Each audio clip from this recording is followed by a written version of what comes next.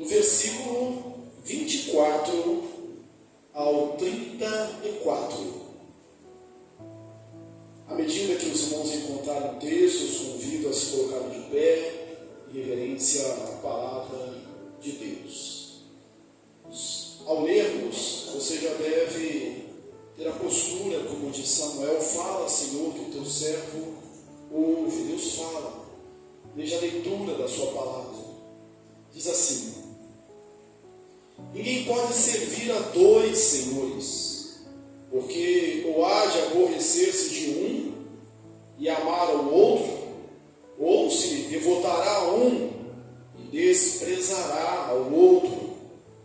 Não podeis servir a Deus e às riquezas. Por isso vos digo: não andeis ansiosos pela vossa vida, quanto ao que haveis de comer ou beber, nem pelo vosso corpo, quanto ao que haveis de vestir. Não é a vida mais que o alimento, e o corpo mais do que as vestes? Observai as aves do céu: não semeiam, não colhem, nem ajuntam em celeiros, contudo, vosso Pai Celeste as sustenta. Porventura, não valeis vós muito mais do que as aves? Qual de vós, por ansioso que seja, pode acrescentar um côvado ao curso da sua vida? E por que andais ansiosos quanto ao vestuário? Considerai como crescem os lírios do campo. Eles não trabalham, nem fiam. Eu, contudo, vos afirmo que nem Salomão, em toda a sua glória, se vestiu como qualquer deles.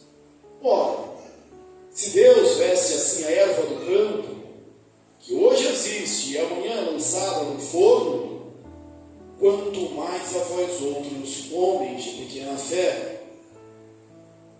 Portanto, não vos inquieteis dizendo: que comeremos, que beberemos, ou com que nos vestiremos? Porque os gentios é que procuram todas estas coisas, pois vosso Pai Celeste sabe que necessitais de todas elas. Buscai, pois, em primeiro lugar o seu reino e a sua justiça, e todas essas coisas vos serão acrescentadas. Portanto, não vos inquieteis com o dia de amanhã, pois o amanhã trará os seus cuidados. Basta o dia o seu próprio mal. Bem, assentamos. O tema da mensagem de hoje, ele é comum a todos nós. É uma palavra que foi apropriada para aqueles irmãos do passado, porque já existia esse problema, e também é muito enfática para cada um de nós hoje. Você conhece alguém ansioso? Conhece alguém ansioso? Você viu alguém ansioso hoje? Pode ser que alguns falem assim: eu vi quando eu olhei no espelho. Quando eu olhei no espelho, eu encontrei alguém ansioso, ansiosa. Disse que a ansiedade é o mal do século. Há doenças que são provocadas, caracterizadas pela ansiedade, úlceras, problemas de coração, aumento da pressão. Existem as doenças que os médicos chamam de as doenças psicossomáticas e que são difíceis de tratar, porque tem a ver com o coração, tem a ver com aquilo que está lá dentro. E naquele tempo já existia ansiedade, já existia esse problema, já existia essa dificuldade. Em momento algum você vai nos ouvir dizer aqui que você não deve procurar alguma ajuda, algum tratamento e não tomar remédio. O que nós estamos querendo mostrar é que a essência, a causa do problema, diagnosticado por Jesus, o Senhor dos Senhores, o Mestre dos Mestres, no seu ensino mais esplendoroso, famoso, o Sermão da Montanha, é que ele identificou aqui o âmago da questão. E diz assim: ninguém pode servir a dois senhores. Aqui, irmãos, há uma declaração de onde vai estar o nosso coração. Em outro lugar ele diz: porque onde está o seu tesouro, aí estará o seu coração. Onde está o seu tesouro, vai estar o seu coração. O seu coração vai seguir aquilo que é precioso para você. E a Bíblia que diz que ninguém, não existe uma exceção, não existe um talvez, ninguém pode servir a dois senhores. Não podeis servir a Deus e às riquezas. Algumas versões dizem aqui: não podeis servir a Deus e a Mamon. Mamon, essa palavra hebraica, ela vem de confiar em depósito. Você dava um depósito a alguém, uma quantia, e você confiava aquilo ali à pessoa. E com o tempo, isso veio a significar aquilo onde você põe a sua confiança, aquilo que você confia, aquilo que você coloca o seu coração. E se você junta tesouros na terra, onde a traça e a ferrugem corroem, os ladrões escavam e roubam, não pode haver segurança. Não pode haver segurança. As casas judaicas eram construídas naquele tempo com um tijolo que não era tratado, cozido como é hoje, né? Não passava pelo forno. Então era macio, um pouco macio. E algumas pessoas podiam escavar, e quando a pessoa tinha um dinheiro, um valor guardado em casa chegava, encontrava literalmente um buraco na sua parede, e aquilo que ele confiava não existe mais. Outra fonte de riqueza do passado eram as vestes. Tanto é que a gente vê Acã, por exemplo, soldado, Judá, Israel, que, contrariando a lei de Deus, ele esconde, ele pega parte do despojo de Jericó, coloca escondido na sua tenda ouro, prata, alguns valores, e coloca uma capa babilônica. Por quê? Porque as vestes tinham valor. Geazi, o servo de Eliseu, quando Eliseu recusa pagamento pela cura que ele fez, Geazi corre atrás de Naamã, ele tem alguns pesos de ouro, e o texto diz: e 2 vestes festivas. Porque veste é uma coisa cara, mas ela é corroída, ela é comida pela traça. E mesmo se não for comida pela traça, qual o fim dela? É desgastar-se, é não existir mais. Até mesmo os nossos prazeres, nós perdemos com o tempo. Quando a gente experimenta um bem novo, quer seja uma casa, quer seja um carro novo, alguma coisa nova, daqui a pouco aquele entusiasmo inicial, ele passa. E tenha certeza, meu irmão, que assim é com tudo o que é nesta vida, tudo que é transitório, tudo que é passageiro. É de juntar para vós outros tesouros do reino dos céus. E aí ele começa a nova sessão com por isso. Foi a razão de lermos os 2 textos. Por isso vos digo: não andeis ansiosos pela vossa vida. Nesses 10 versículos que se seguem, Jesus ele coloca 7 princípios que nós podemos dizer que é para nós derrotarmos a ansiedade. 7 princípios para derrotar a ansiedade. Esses 7 princípios foram descritos por William Barclay no seu comentário do Evangelho de Mateus. Nós vamos usar aqui porque eles são bem sucintos. Primeira coisa que ele declara aqui é que Deus nos deu a vida. Deus nos deu a vida. Por isso não andeis ansiosos pela vossa vida, quanto que a vez de comer ou beber, nem pelo vosso corpo, quanto que a vez de vestir. Não é a vida mais do que o alimento, e o corpo mais do que as vestes? Irmãos, não há nada que nós possamos chamar de nosso. Vivemos, nos movemos, respiramos, porque temos isso como uma dádiva de Deus.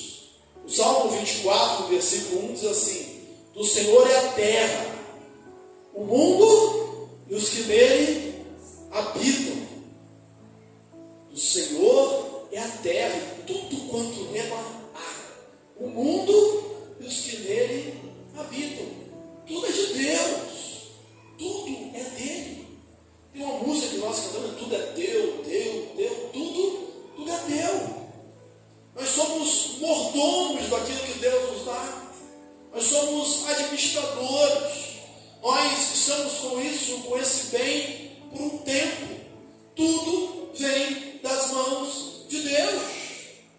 Todas as coisas. Conta-se que o menino, no passado, indo pela primeira vez ao campo, ele viu assim muitas flores.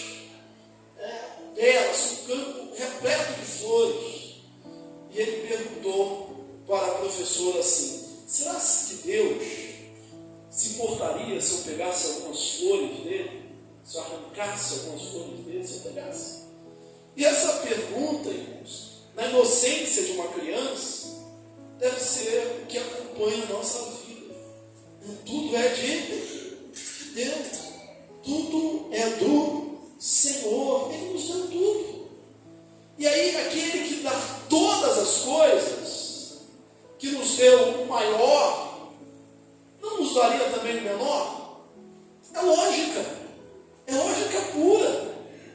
Se ele deu a vida, ele não vai dar também o alimento que sustenta a vida? Se ele deu o corpo, ele não vai dar a veste que abriga o corpo? O apóstolo Paulo falou isso de uma maneira mais espiritualizada, lá em Romanos, no capítulo 8, versículo 32, ele diz assim: preste bem atenção na declaração paulina, ele está falando de Jesus, de Deus, aquele que não nos negou o seu próprio Filho. Lembra? Deus amou o mundo de tal maneira que nos deu o seu Filho, para que todo aquele que nele crer não pereça, mas tenha vida eterna. Aquele que não nos negou o seu próprio Filho, não nos dará com ele graciosamente todas as coisas? Ele já deu o maior. Ele deu Jesus. Será que ele não vai dar as outras coisas? Era o argumento de Paulo para o crente orar, para o crente pedir a Deus. Não devemos andar ansiosos, porque Deus já nos deu a vida.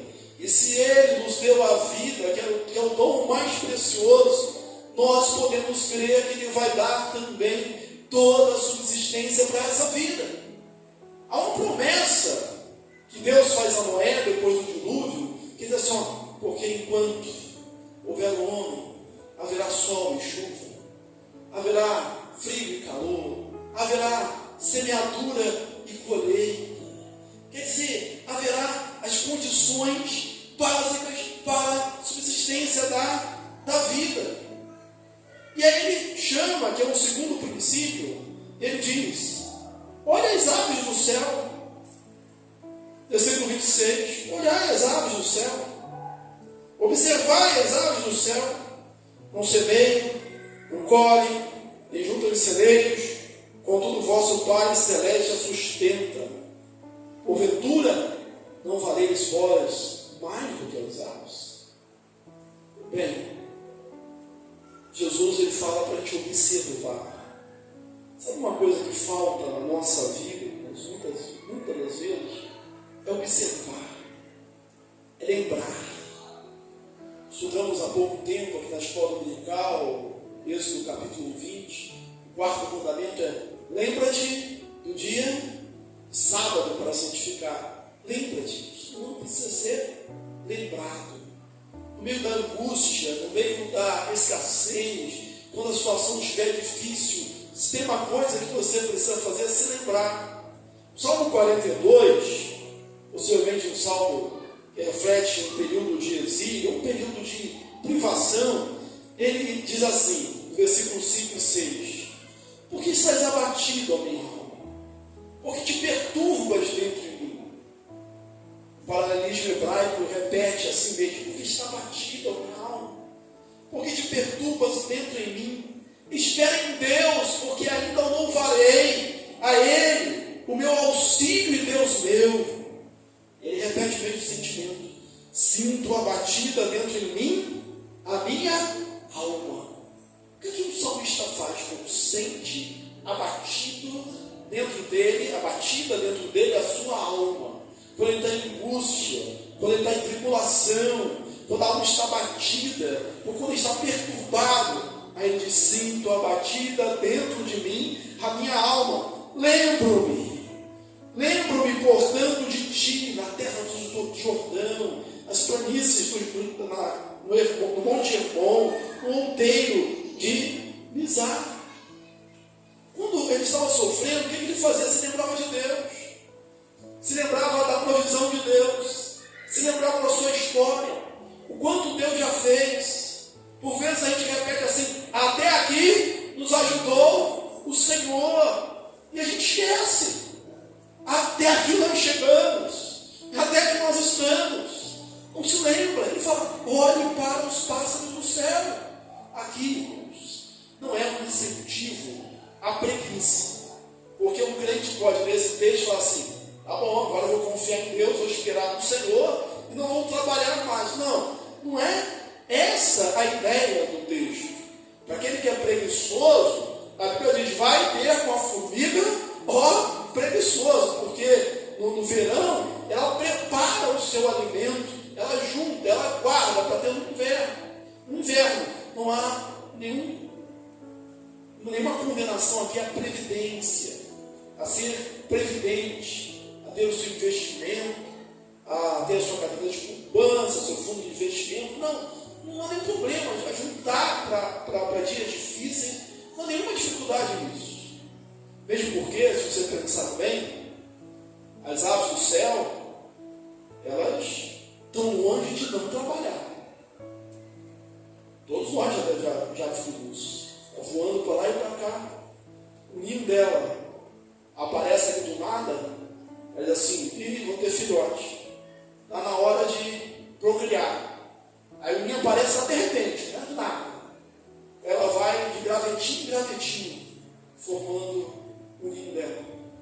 E aí, quando nasce filhote, ela deixa lá, não é? Ela vai buscar alimento para o filhote. Buscar alimento para o filhote. Às vezes a gente vê uns no calor, assim, com o bico aberto, mas ele está com o bico aberto, está com sede, mas está voando. Não importa o que a noite trouxe, não importa o frio, não importa a chuva, pela manhã os pássaros estão cantando. Tinha um colega que ele dizia assim, né?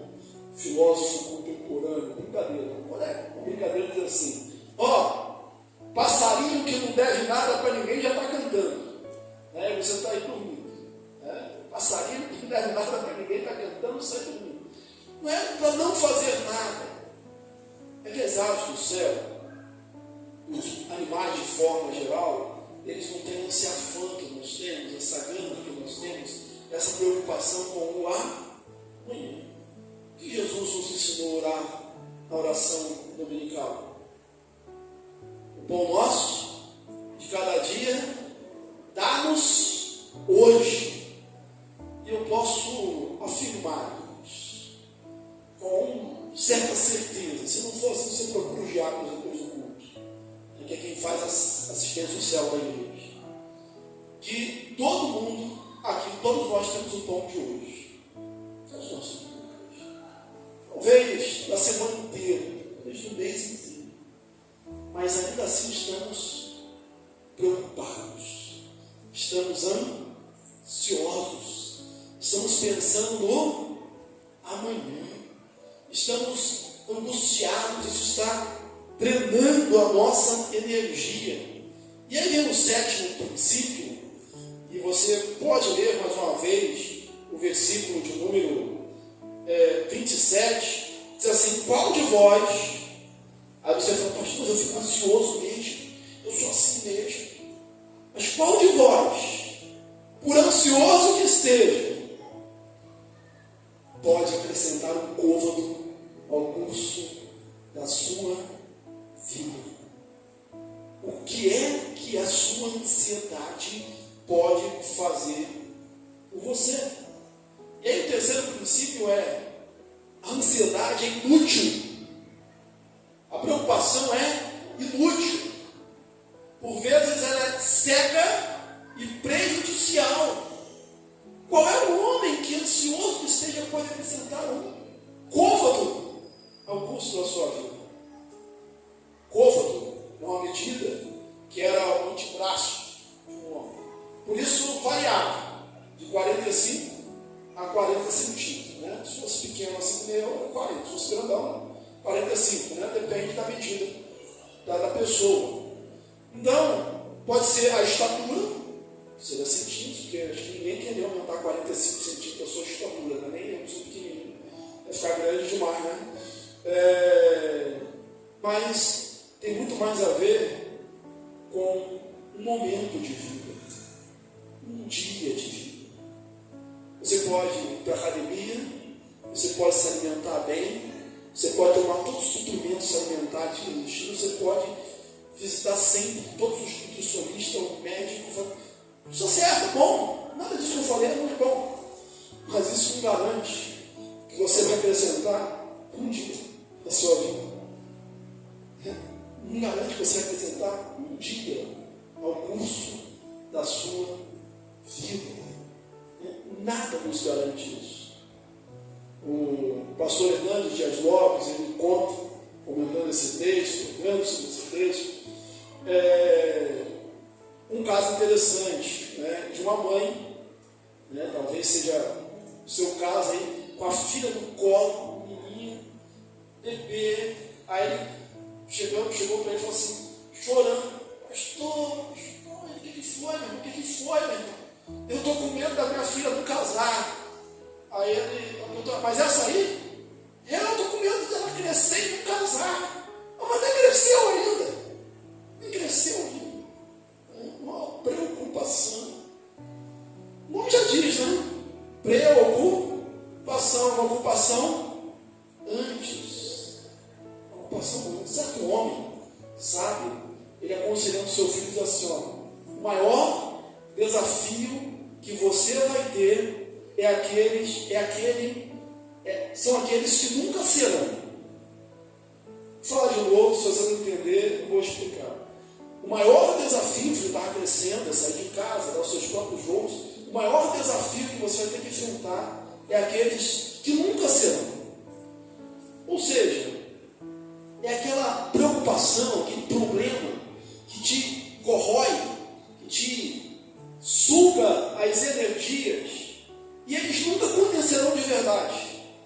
Eles nunca chegarão a acontecer. E na mesma história ele vai dizer assim, o futuro é sempre menos pior do que a gente imagina, né? Quando a gente tem aquela ideia catastrófica, né? de problema, de caos, é sempre mais a menos do que a gente imagina. Então, a preocupação é inútil. Ela não resolve o problema de amanhã e suga a energia de hoje. Além de não resolver o problema de amanhã, ela suga a energia de hoje.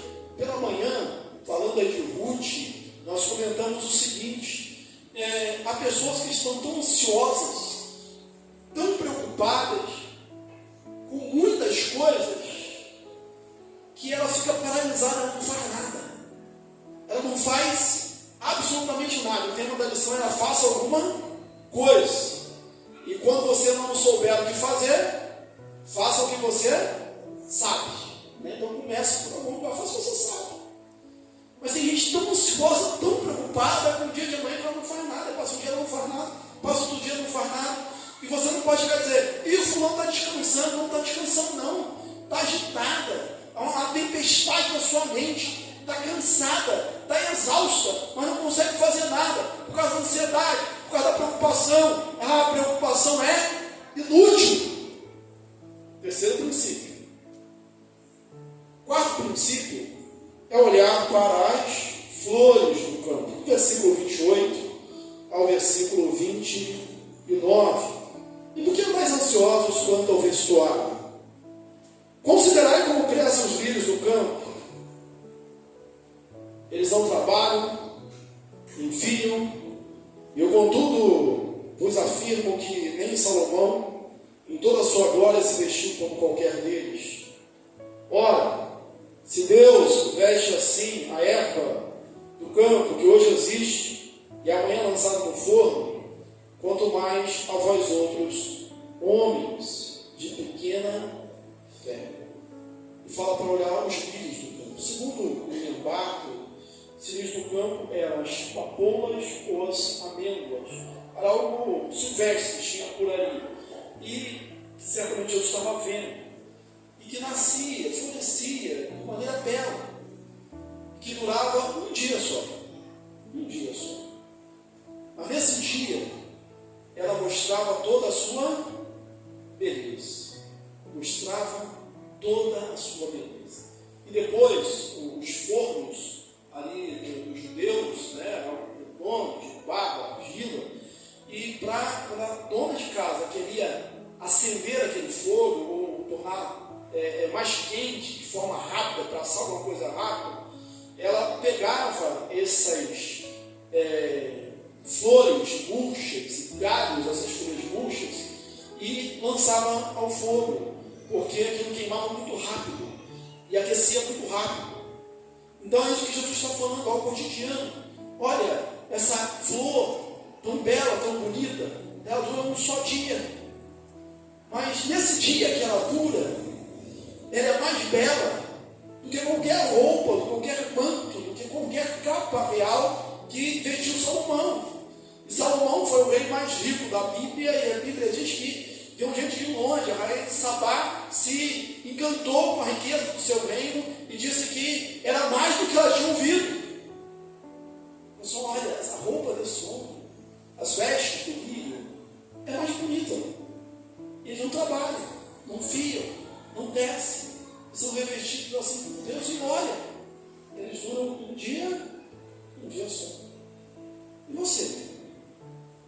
Aí você vai me ver aquela, 70 anos, a 80, eles chegam no vigor, o melhor dia você canseira, enfado, porque tudo passa rapidamente, nós voamos. Só que é algo mais profundo do que isso. Nós fomos criados à imagem e semelhança de Deus, e fomos criados para a eternidade. Deus colocou a semente da eternidade no nosso coração. Nós valemos muito mais do que as aves e do que a erva do campo. Você tem valor. A quinta, eu acho que essa deveria ser aquela que mais nos impacte. Vamos ler o versículo seguinte, que diz assim: portanto, não vos inquieteis, dizendo que beberemos, que comeremos, que beberemos, com que nos vestiremos. Vamos ler juntos o versículo 32, quem está aí na Bíblia aberta? Versículo 32: porque os gentios é que procuram todas essas coisas, pois vosso Pai Celeste sabe que necessitais de todas elas. Sabe qual é o princípio? Isso é coisa de não crente, isso é coisa de gentio, isso é coisa de pagão, isso é coisa daqueles gregos que achavam que os deuses brincavam com os homens. Isso é coisa daqueles que achavam, ou daqueles que acham que o mundo é fruto de um acaso, de uma explosão, e tudo acontecendo, tudo está no seu lugar, e tudo vai acabar, e pó vai virar pó, e vai ser um aniquilamento total, e o que tem é só isso aqui mesmo. Aí essas pessoas têm todo o direito mesmo de ficarem quietas, de ficarem preocupadas, e se eu morrer cedo, e se eu faltar, e o que vai ser do meu filho, o que vai ser da minha filha? E essas pessoas têm realmente essa necessidade, essa carência. Isso é coisa de quem não é crente. Mas ele diz: vosso Pai Celeste sabe que necessitais de todas elas. Ou seja, isso não é a atitude daquele que aprendeu a chamar Deus de Pai, do Pai que cuida dos seus filhos. E Jesus já tinha ensinado aos seus discípulos: olha, vocês que são maus sabem dar coisas boas para os vossos filhos. Ele havia dito: ao qual filho que pedir um pão, o pai vai dar uma pedra, ou se pedir um peixe, o pai vai dar uma cobra. Se vocês que são maus, vocês sabem dar boas coisas para os seus filhos, quanto mais o vosso Pai Celeste vos dará o Espírito Santo para aqueles que lhe pedirem. Então, a ansiedade deve ser lançada de lado, porque não é coisa de crente, não é coisa de aquele que tem Deus acima de todas as coisas. E aí tem um sexto princípio, um modo de derrotar a ansiedade. Sabe qual é esse modo de derrotar a ansiedade? Ele está aqui. Assim, você deve buscar o reino de Deus, versículo de número 33. Buscai, pois, em primeiro lugar o seu reino e a sua justiça, e todas as coisas vos serão acrescentadas. É ter o reino de Deus acima de todas as coisas. Vamos voltar lá ao tesouro dos céus e na terra. Se o seu tesouro está na terra, você vai estar sempre preocupado. Quem não tem dinheiro está preocupado em como ganhar. E quem tem está preocupado em como não perder. Isso resume toda a vida do homem que vive essa filosofia. Quem tem está preocupado em perder. Quem não tem está preocupado em ganhar. Tem sempre preocupação, sempre se angústia. E olha, se o tesouro está aqui, se fale, acabou a alegria. Se a alegria é a saúde, é o corpo, você tem toda aquela angústia, aquela crise a envelhecer, lógico. A sua glória, a sua alegria, a sua juventude, e você sabe que vai envelhecer, todo mundo envelhece, você se olha no espelho todo dia, lógico. Se você tem toda a sua esperança aqui, você vai se angustiar com a iminência da morte. Por quê? Porque todo mundo vai morrer.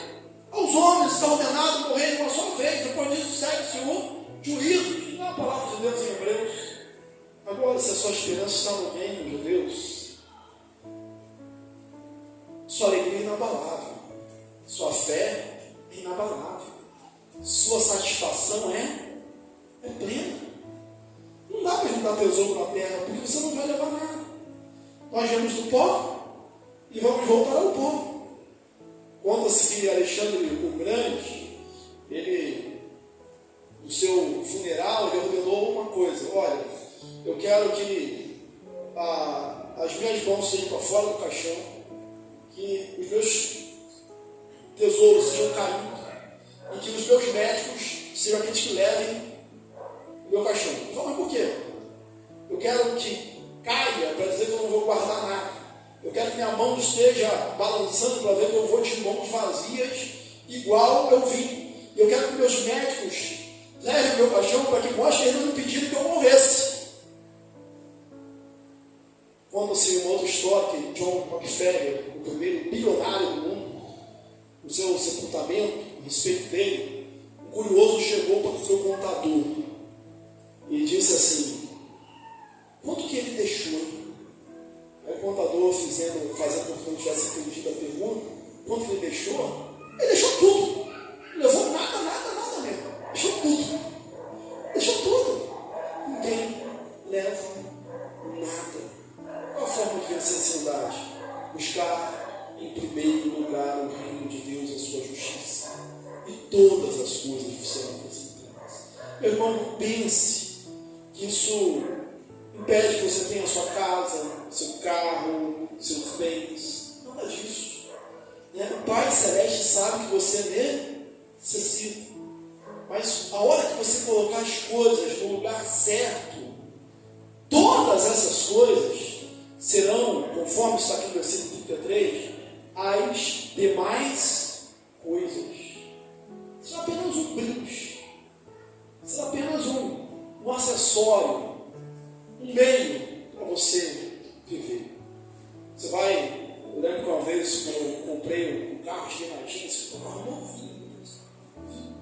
Aí vai lá, vem um vendedor e diz assim, eu tenho isso aqui de brinde, né? Aí vem normalmente um porta-documento, um chaveiro bonito, você investiu um dinheiro lá dentro. Um brinde, o que é aquilo ali? É um brinde, é só um brinde. Você não chega depois na igreja, não está assim, aquele chaveiro bonito que eu tenho, aqui, olha que porta, você chega assim, não, é só um brinde.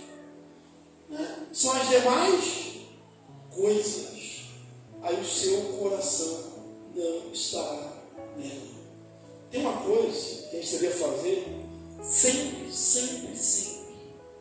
Não é o que eu quero, é o que Deus quer. É o que Deus quer que eu faça. Sabe por quê?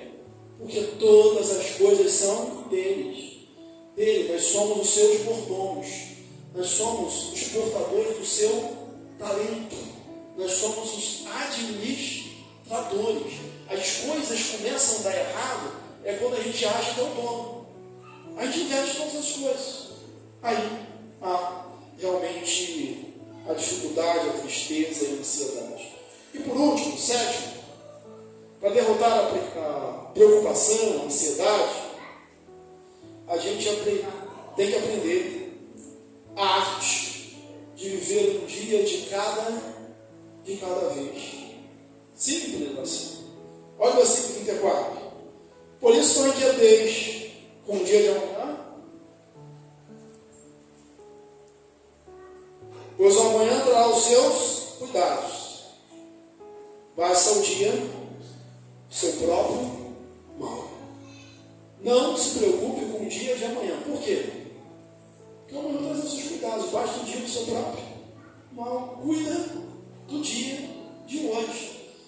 Por vezes a gente está preocupado com um dia, com amanhã, que não vai acontecer, ou que não vai nos pertencer.